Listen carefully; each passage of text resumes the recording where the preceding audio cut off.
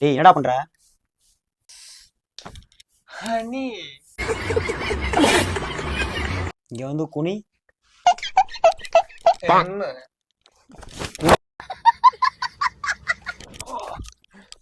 தேனு போச்சே. தேனோட அருமை தெரியுமா உனக்கு?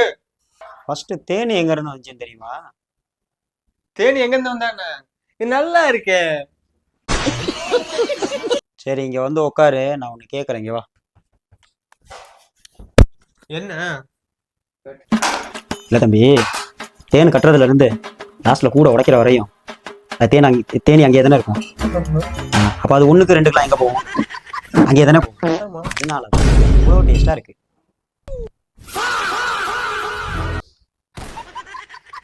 சரிண்ணே.